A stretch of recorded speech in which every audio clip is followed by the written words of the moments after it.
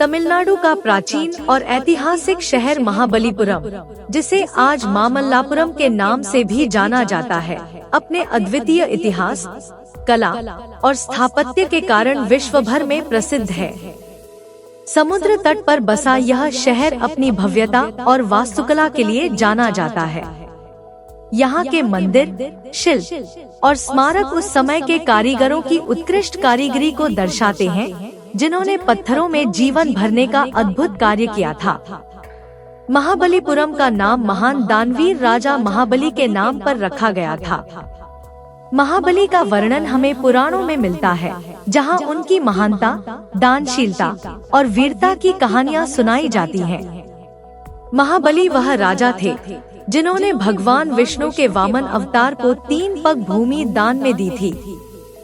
वामन अवतार ने 2 पगों में ही त्रिलोक्य नाप लिया और जब तीसरे पग के लिए स्थान पूछा तो महाबली ने बिना किसी संकोच के अपना सिर अर्पित कर दिया।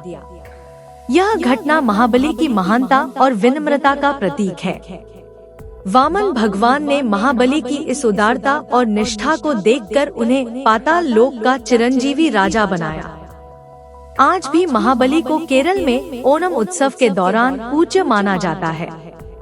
महाबलीपुरम का नाम इसी महाबली के सम्मान में रखा गया था, जो उनकी विरासत को सजीव रखता है। पल्लव सम्राट नरसिंह वर्मन, जिन्हें मामल्ला के नाम से जाना जाता था, ने महाबलीपुरम का नाम मामल्लापुरम रखा था।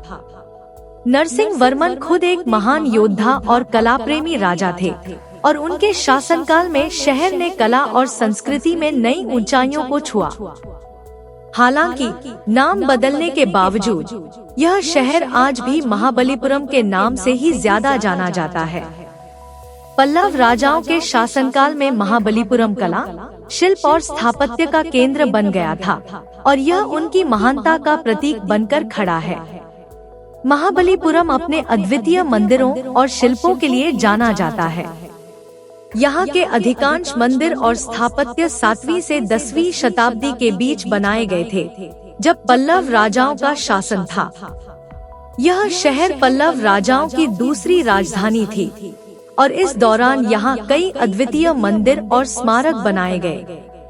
कांचीपुरम के पल्लव राजवंश ने दक्षिण भारत में अपनी कला और संस्कृति का प्रसार किया और महाबलीपुरम उनकी कला का उत्कृष्ट उदाहरण है।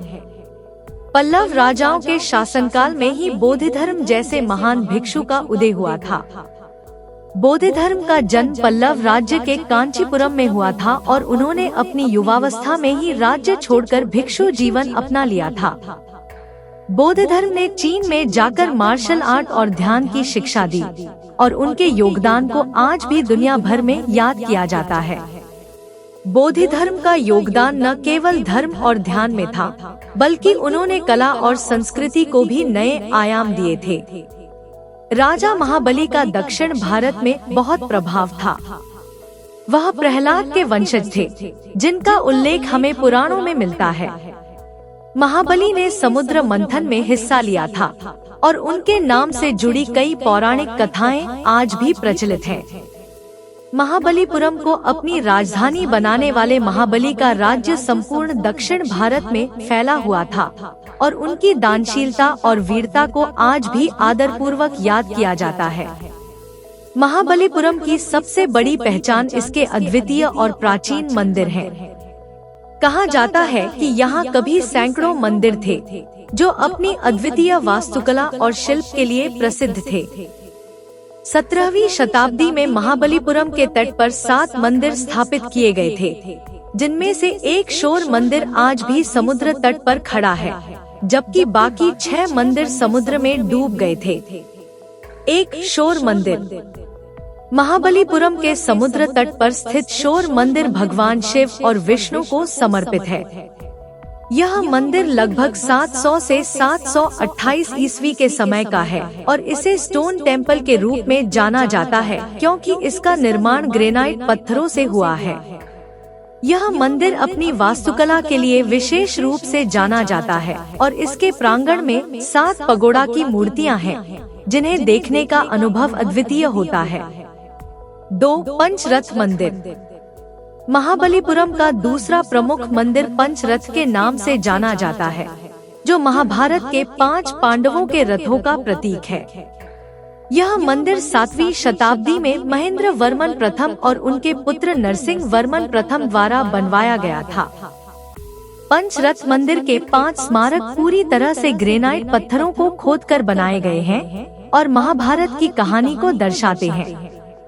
3 गंगा अवतरण का स्मारक महाबलीपुरम की सबसे अनूठी कृतियों में से एक है।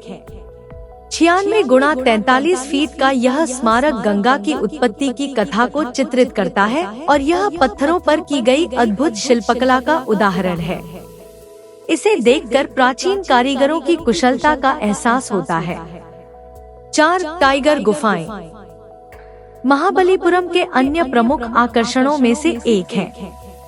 इन गुफाओं के बाहर पत्थर में उभरी हुई शेरों की मूर्तियां हैं, जो इस स्थान को एक विशेष पहचान देती हैं। यह गुफाएं भी पल्लव राजाओं के शासनकाल में बनाई गई थी।